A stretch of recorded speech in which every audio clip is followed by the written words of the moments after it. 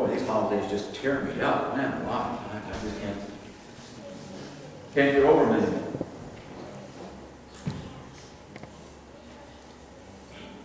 The Gospel of John.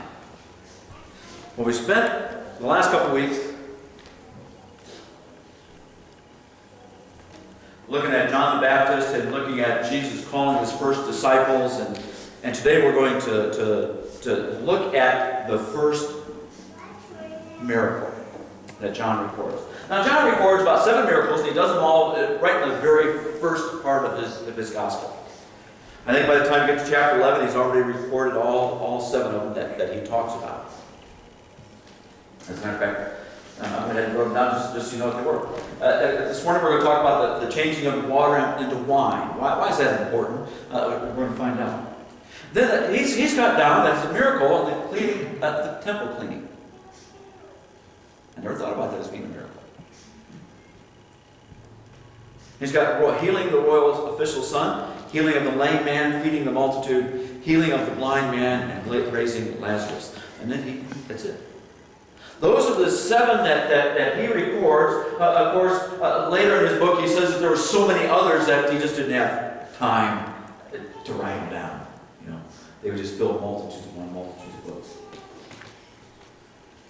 So we're going to look at water to wine. Now, some people think, "Oh, that's fantastic." I mean, that gives us permission that hey, we're supposed to drink wine all the time and party down. Well, hold that thought. Okay? Because we're going to talk about the different types of wine that they had, number one. But I don't want you to think so much about the changing of the water to wine as what else it represents. It's liquid. I mean, come on. There's some really neat nuances here in this passage. It's only 11 verses, 12 verses that we're going to look at. And boy, some of the things that are said, we just kind of skim over and don't really pay attention to. We focus on the things like, woman, why do you bother me? We focus on that one. That Jesus is being disrespectful to Mary. No. That's not what that means. So, we're gonna really chew this up a little bit, and hopefully we'll all learn something out of here. I know I learned a little bit, but hopefully you do too. So John starts out with this miracle of changing water to wine. A couple of important things that I want us to really pay attention. It's the first miracle, and oh, here, look at the first verse. On the 3rd day, a wedding took place in Cana in Galilee. Jesus' mother was there. On the 3rd day. Now, John is continuing on. Remember, he told us that John the Baptist on this day and on this day. So actually, we're talking a week has gone by since the beginning of John. That's what is recorded. There's a week's worth of time here. And so it says that on the 3rd day, after he started calling his disciples, they go to this town in Cana to a wedding. And Jesus' mother was there. And it's believed that Jesus' mother was there in an official kind of helping the family out type of thing. Because of what she says about the wine, where she was probably seated at the time, and why would she have cared if they ran out of wine? Had she not been part of that party that was keeping the party going? So the 3rd day, the wedding took place in Cana, in Galilee. Now Cana, boy, hard to see it, is right here. This is Nazareth. Remember what Nathaniel said last week about Nazareth? Anything good come from Nazareth? Guess who comes from Cana? Nathaniel. It's probably smaller than Nazareth. It's just a little bitty town. 10 miles from Nazareth. I thought that was funny. He's the one that's complaining about what good would come from Nazareth, and here he's coming from Cana. It's not any better. No. No. But they go up from Nazareth. They go up to Cana for this wedding. It says on the 3rd day, a wedding took place. in Cana in Galilee. Jesus' mother was there. And Jesus and his disciples had also been invited to the wedding. Several reasons why it's possible. One, if it's true that Mary was in a kind of an official status of helping the family with this celebration, Jesus might have been invited because of that, because his family probably grew up with this person. Another thing is, a small town, small town, village. Nathanael grew up there. You think he knew who it was that got married? So he was probably invited anyhow. In small places, doesn't everybody show up for weddings? I mean, I've been places in Montana that were so small, they were just little spots, and everybody from 50 miles around shows up. It's like, man, alive. Regardless of the buildings, 100,000 people, we can't even get 50 to show up. Wow. But in small towns, they do. They focus. They gather together. They do things together. So Jesus and his disciples had also been invited to the wedding. Maybe Jesus invited just because he was Mary's son and knew the wedding party. Nathanael was probably invited because he knew, and they had a couple more disciples. And he said, yeah, go ahead and bring them along. Because to them, the wedding was a week-long festival. We get it over with in a couple of hours. Not now. It's a long thing. Jewish weddings were important and joyful occasions in the lives of the bride and the groom and the extended families. The entire community joined in the celebration. Like I said, Cana wasn't far from Jesus' hometown of Nazareth, less than 10 miles. And the guest list probably included Jesus and his disciples and his mother. His mother may have been a close family friend or relative.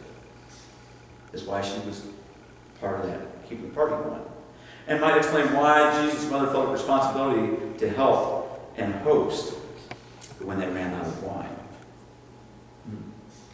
Something to think about. In the Greco-Roman world, and presumably in Palestine time of Jesus' day, 3 kinds of wine were used. There was the fermented wines, which usually were mixed in a portion of 2 or 3 parts of water to 1 wine. Second one was new wine, made of grape juice, and similar to cider, not fermented. And 3, wines in which, by boiling the unfermented grape juice, the process of fermentation had been stopped and the formation of alcohol prevented. So only one of those was fermented. And it was diluted. Did you catch that? 2 parts water, 1 part wine. Wow. So when people say, well, it's not the same kind of wine that we have today, guess what? It probably wasn't. Now, meanwhile, when the wine was gone, Jesus' mother said to him, they have no more wine. What kind of wine was it? Well, we don't really know.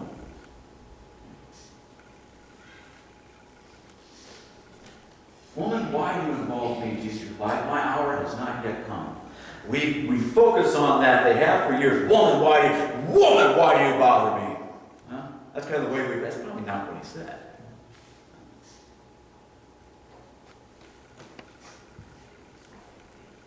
It'd be like me telling my mother, Ma, it's not time yet. It's going to happen. And my mom would do just what Mary did. Tell the servants to bring the jugs. I don't care what you say. It's your time. See, Mary had faith. Mary knew. There was no doubt in Mary's mind. So, here Jesus says this, why do you involve me? My hour has not yet come. It's not ready yet. But it's a special thing that had happened in Cana. Why? Because it was a no-name place. It was insignificant. Jesus didn't start his ministry in New York City, or in Jerusalem, or in Rome. He started it in a little bitty town at a wedding. Pretty quiet. So his mother said to the servants, do whatever he tells you to do. Mom, it's not my time yet. I don't care. Go ahead and do what he tells you to do. That's a typical mother. It doesn't make any difference what the kid says. You're going to do what mom tells you to do. So, nearby stood six stone water jars, the kind used by Jews for ceremonial washing, each holding from 20 to 30 gallons. Now, these jars, the ceremonial washing is believed is the washing of the hands type of thing. It's cleaning things. The stone jars themselves weren't even purified. Which is pretty important when we look at what happens.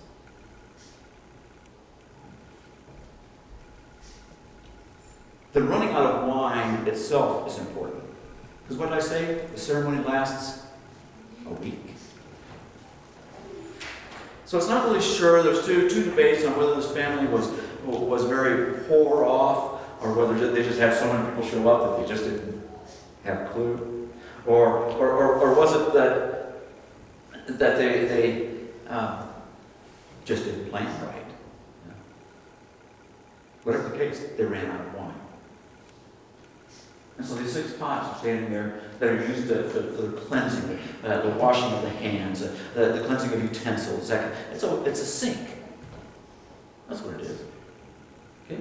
They hold 20 to 30 gallons in it. So, says several features of this account that appear. Had to be an eyewitness. Because who else would have known about the 6 pots off to the side? If it was somebody that was just out of the ceremony, all they would have noticed that wine came out, and that would have been the extent of it. Wow.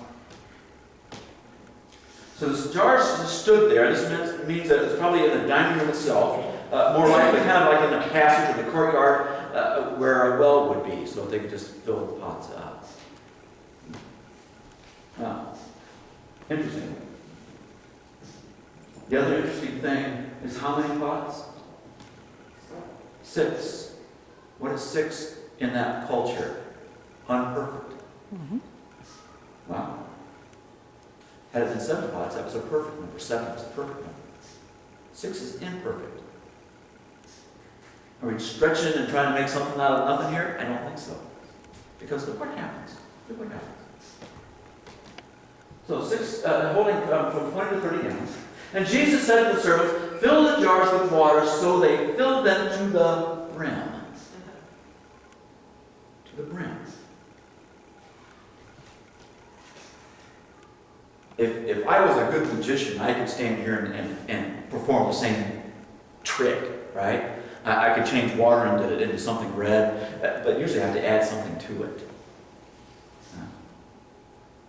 What could he have added to it that would have made it overflow? It was full to the brim. Why is that important? The imperfect number of 6 and being full to the brim. I have heard so many people tell me, when I get my life straightened up, then I'll accept Jesus Christ. Mm-hmm. Jesus takes 6 imperfect vessels, fills them up to the brim. Let's say that's sin, totally to the top. Nothing else can be added. You can't even put any more sin in there. And yet he changes it to something fantastic. The best that they've ever had. Wow. Wow. And then he told them, now draw some out and take it to the master of the banquet. And they did so. The word draw here, it is believed that it's the same word that is used to actually draw water out of a well. So at this point, the servants don't even have a clue. They think they're just drawing water. They fill these jugs, they fill these big old 20 and 30 gallon things up. And now they're getting a ladle and they're dipping this. He tells them to dip some water out and take it to the master of the banquet. Wow. And they did. And the master of the banquet tasted the water that had been turned into wine. And he did not realize where it had come from, though the servants who had drawn the water knew. They knew what happened. And he called the bridegroom aside and said, everyone brings out the choice wine first, and then the cheaper wine after the guests that drank too much. but you have saved the best till now. Jesus took the imperfect jugs, the imperfect water, and he changed it to so full that the ripple probably could have just dribbled it over the side. And he took and changed it to the very best. You think he can't take a dirty, rotten soul so full of sin and change them to they're the very best person around?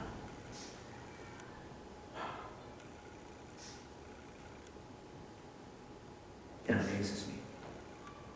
Because isn't that what we are, just a vessel? That's right. And we used to tell the kids at the kids club, no, junk in, junk out.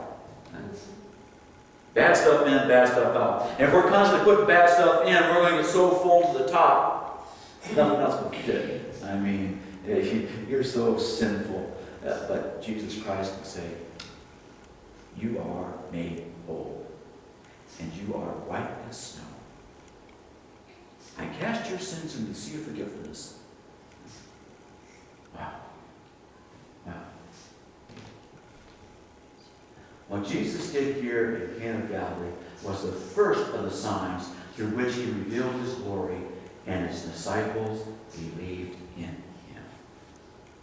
Oh, man, why? Here they were told by John the Baptist that he's the Lamb of God.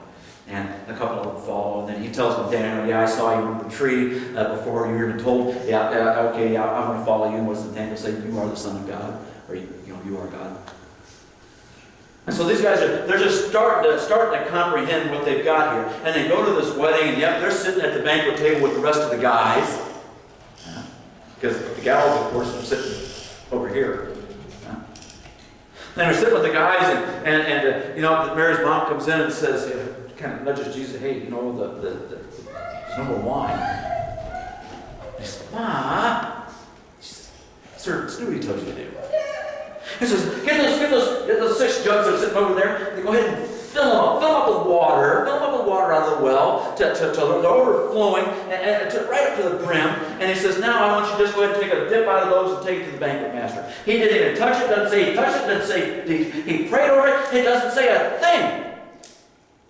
He said to fill the jugs and take a ladle to the master. And these servants are probably thinking, whoo-wee, I'm taking this cup of water. He better really be drunk. And he takes the wine to the master, and the master says, oh, that's the best thing I have ever had. You're unbelievable. You got how many gallons here? 180 gallons? Pure. Oh, we are going to celebrate this week. Huh? Everybody else probably only had 5 or 10 gallons. They brought that out at the beginning and saved the 180 of junk till afterwards. Huh?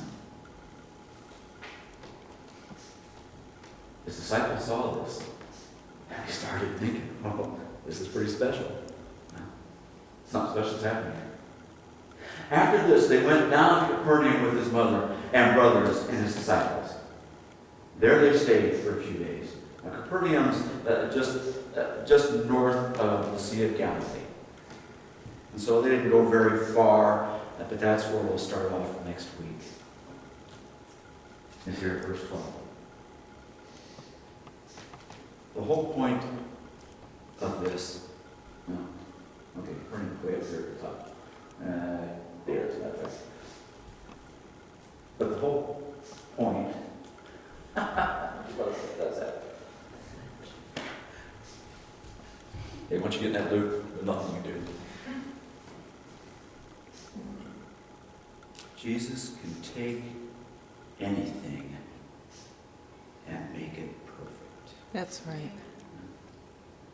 Now, I'm not talking about we'll never sin, we'll never fall flat on our face, we'll never do this, but he can take this inside stuff and say, it's done.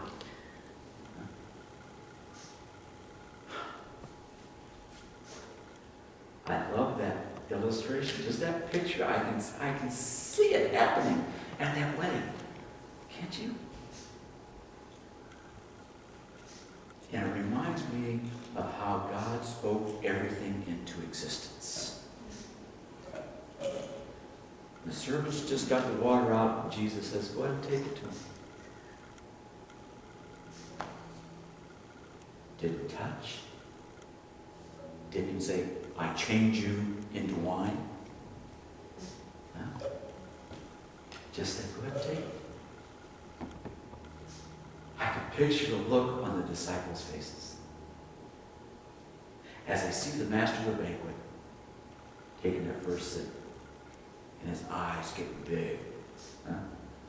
Oh, man, that's good. Wow. You say the best. You give us the best now? Because if this is the bad stuff, woo-wee, you got some really good stuff back there. 180 gallons.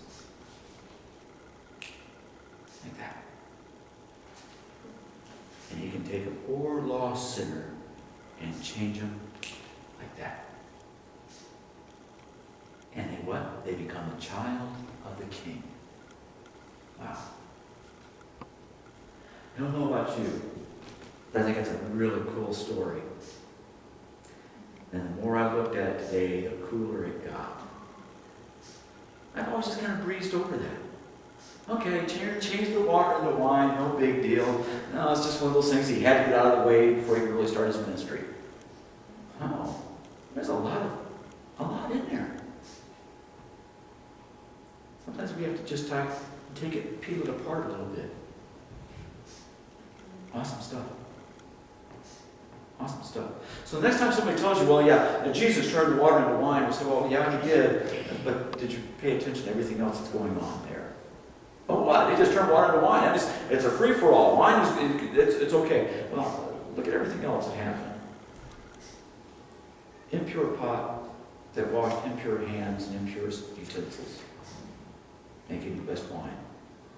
It was just water. He never touched it, never prayed over it, never did anything. But he can take it and clean it and make it the best it's ever been. And he can do the same for us. So yeah, not only did he change water into wine, he changed the sinner into a saint. Perfect. Why don't you stay this morning? We get out of here.